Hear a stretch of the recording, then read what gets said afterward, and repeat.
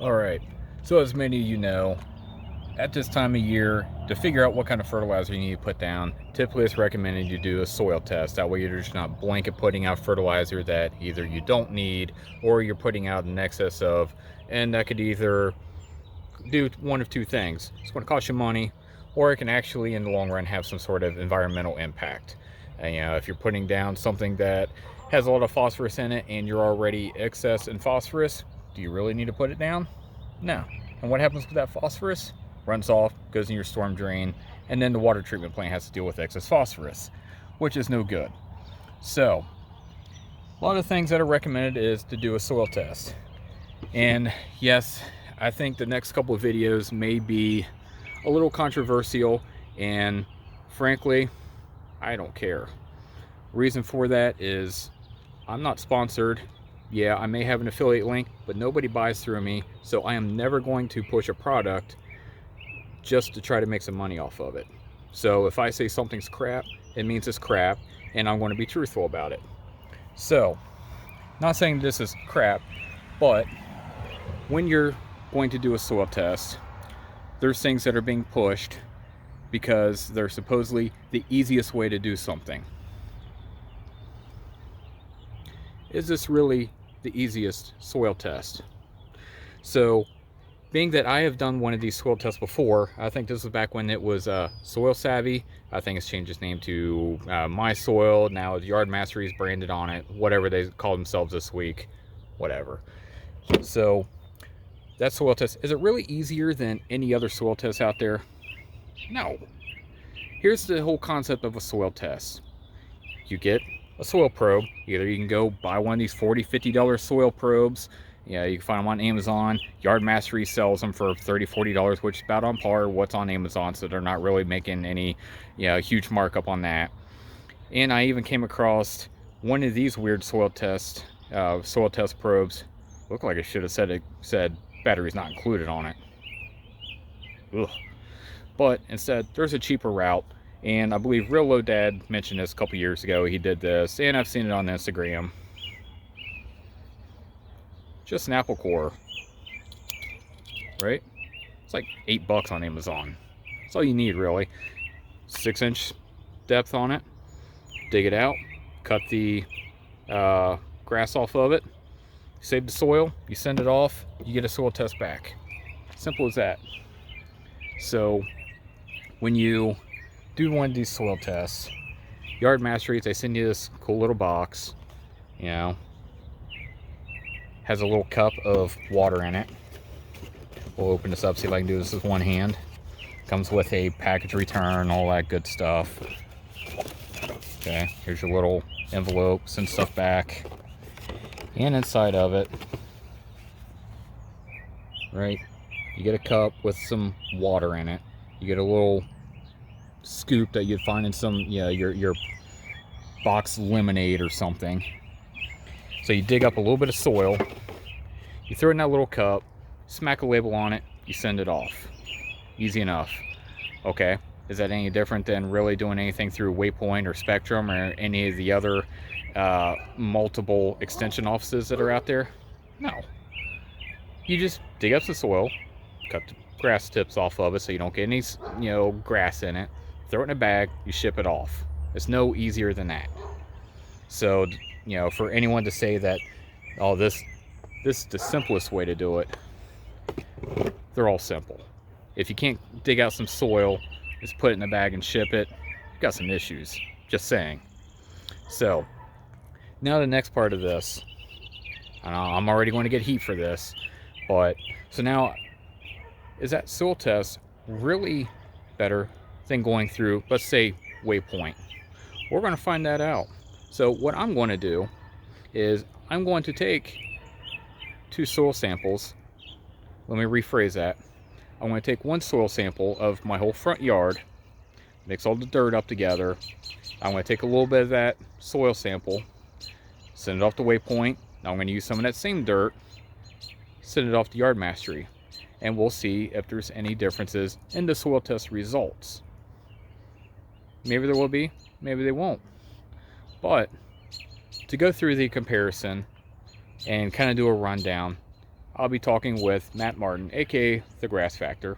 We'll just go over the soil test results, see what things look like, and see maybe where one or the other soil test results have a little bit of a downfall to them. Now, before we get to that, let's talk price. That's a big driving factor, right? So this YardMastery soil test kit, this was $34 shipped to my house for one soil test. $34. Now, when I did my Waypoint analytical soil test last year, I did my front yard and my backyard, and it was still cheaper than that for 2 soil tests. Just saying. Is it really worth paying the extra, $25 for a little thing that looks like it'd be a urine cup? Nah. I ain't worried about that. I don't need no pee cup to send off a soil test sample. So the other thing, so then we'll go into the differences, and again, I'll talk with Matt about this, the differences between the two. So for what I understand, if I'm east of the Mississippi, you should be doing a Malic 3 soil test. I have no idea what YardMasteries or Soil Savvy or MySoil or whatever they're calling themselves, what kind of soil test that is. So we'll go over it and come up with results. So in the meantime, I want to get digging, pull up some soil tests, soil samples, I should say, and we'll get those sent off, and we'll check back when I get those soil test results.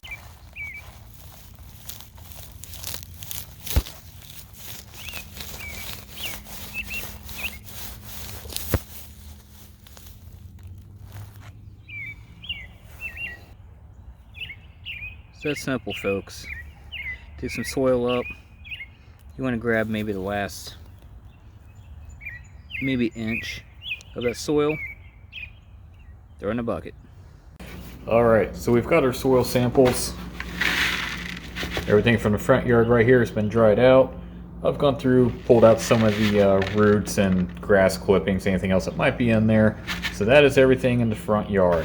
I actually did a soil sample for the backyard as well, but I did not do anything to compare the YardMastery, Soil Savvy, MySoil, whatever they call themselves, for the backyard. So this will just be the front yard. So I've got the soil sample test kit here. I've got a bag to put the rest of this. It's in the Waypoint. So the way this is supposed to work, you open up, get a bunch of papers here. You get online, you can download an app, whatever. Return address. So you throw a little cup in there. Yeah. Get a little measuring cup. Get a thing of water. Toss that off to the side. Alright. So the way it's supposed to work, it's sealed. I've never cracked it open, so it hasn't been messed with, anything. So if anyone thinks I might be trying to skew any numbers, trying to throw, YardMastery or MySoil or whatever underneath the boss, trying to come up with some ridiculous test results to skew something. This is why I'm trying to do this as much as I can live. So all the soil's here, so I'm going to do this real time.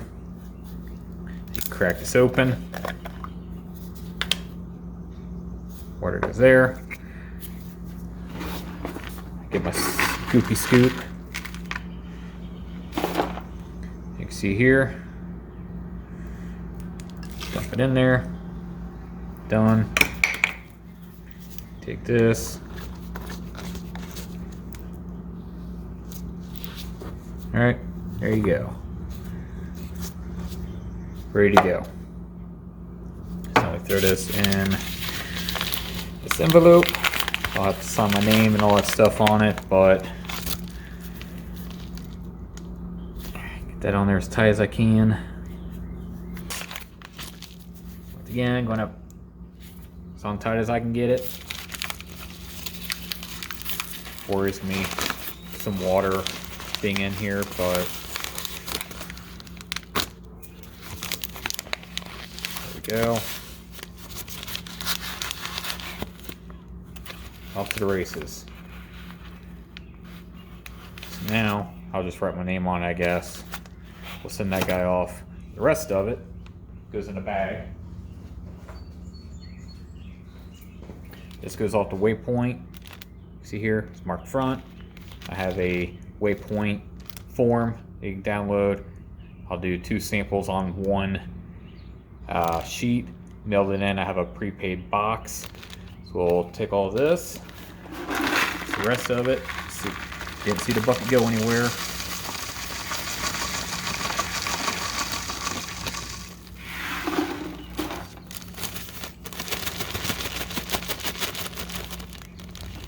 A little bit more. All right. Good enough. Seal it. Now it's ready to go off. So now I'll get my backyard sample in the backyard bag, and we'll throw all this in the box, and we'll throw it out in the mailbox. All right, backyard's in there. Got the front yard. The other one's here. Got my paper for the Waypoint. Cover up my address. Alright, so this just simply goes in the box. Got a prepaid box. Fold it up. What I did to do both tests on here, one is marked front yard, the other is marked backyard. Easy enough. We'll take this, throw that in there. That goes there, that goes there. Fold this up, easy peasy.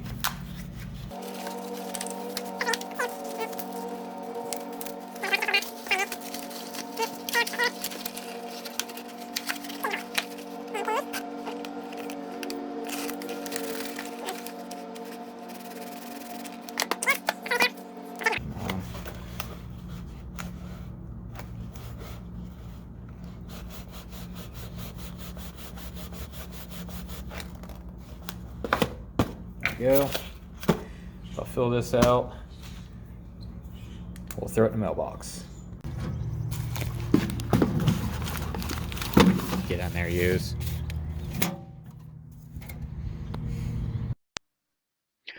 All right, so at this point, if you're actually still watching, you're thinking, okay, get on with it. All right, there's a reason why I did the whole drawn out process of showing all the dirt going in the same bucket, me taking the soil samples and putting it into 2 different envelopes and mailing them out together. Reason being is I know once this video comes out, if the numbers are skewed from the soil sample, someone would say that I, deliberately tried to sabotage the soil's results in some way to make my soil look bad or something. So I really wanted to clarify and be very open when I did all this, what I was doing, making sure I'm putting it all in together. That way there was no arguing or debating that I might have done something to try to skew any numbers. Now, I got the soil results the night before. I was supposed to go on a live stream with the Grass Factor and as well as Ray Greendog and Ryan from Field Source, Ohio. So we actually went over the soil results last Thursday night. So instead of me just getting Matt on a video conference with me here to go over the soil results again, I'm just going to kind of take a clip from that segment of the live show to kind of go over everything that they saw and just talk about the numbers in general and any real differences between them. All right, so all kind of interesting stuff. Taking a look here, but let's move on to. You said you have a MySoil test as well. Yep, I did a comparison. Yeah, there you go. MySoil this year to front yard this year. Okay. All right, let's make it a little bigger here. Let's do a little rundown of what we see. There is a pill for that. This won't last longer than 4 hours, though, so don't worry. Does I'm going to high five someone.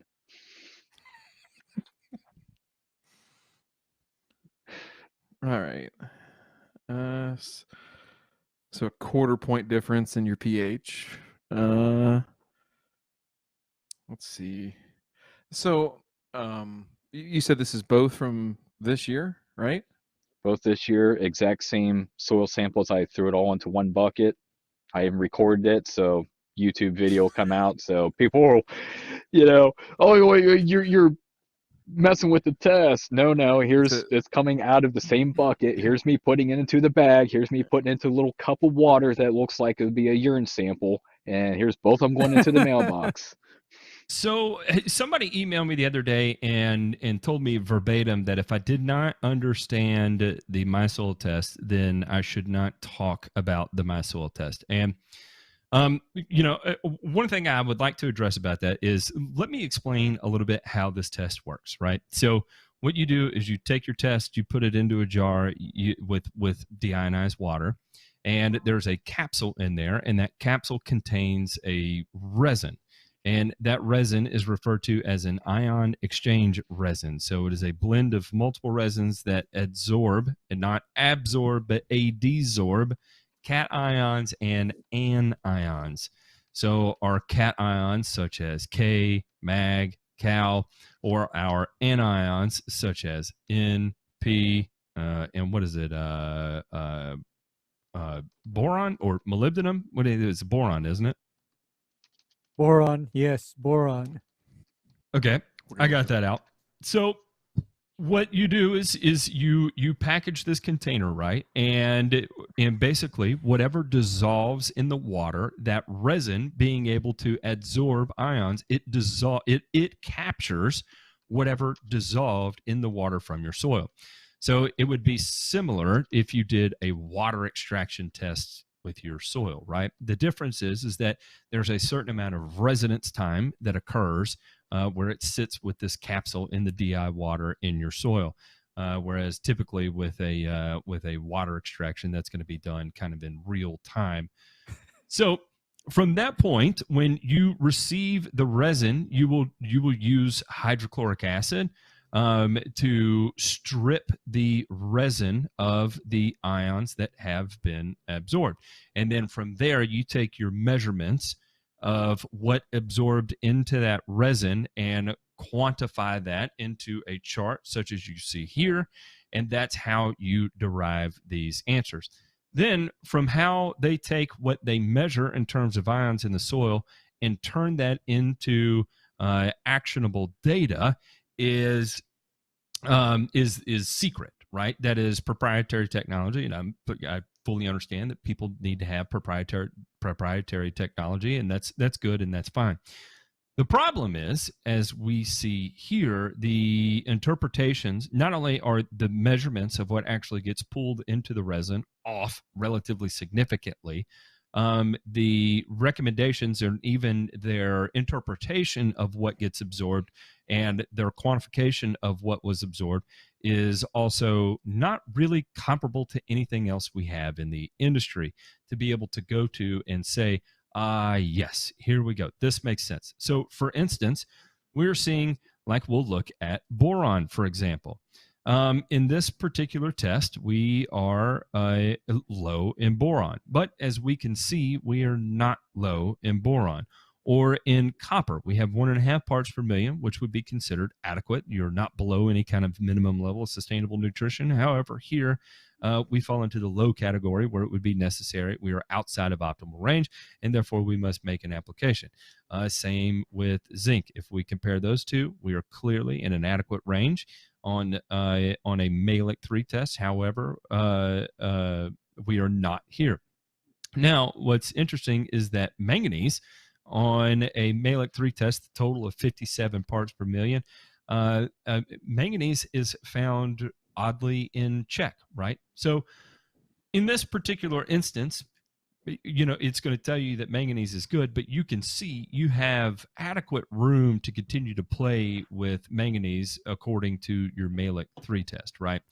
And so if you're asking yourself which one is good versus the other and which one should you pay attention to or not pay attention to, really, here's the thing, is that there is decades of research science behind the various testing methods, including Malick 3, or Malick 1, or Olsen, or Bray, or ammonium acetate, or whatever the case may be.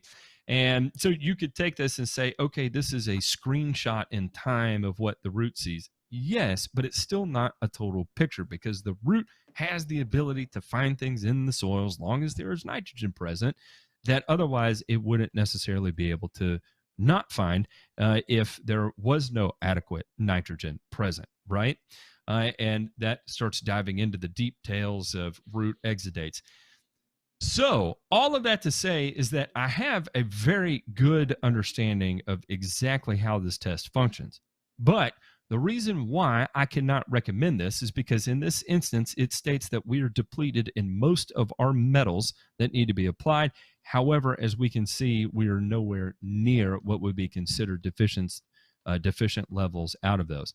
In true form or fashion, the only way to or the easy way to all of a sudden make those things more readily available would be to one, continue to work on acidifying the soil, or two, continue to apply nitrogen and allow root exudates to do their work.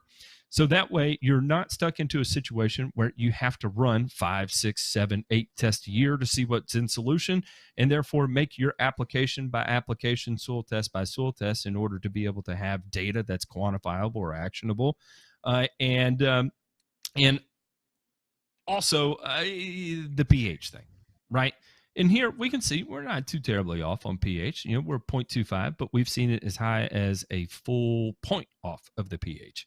And so that can be a problem as well. So anyway, I just wanted to make clear, I promise, I know how the thing works, but I can't say that there's anything specific about this that is giving me really the type of data I would need to be able to design and execute a turf management program on it.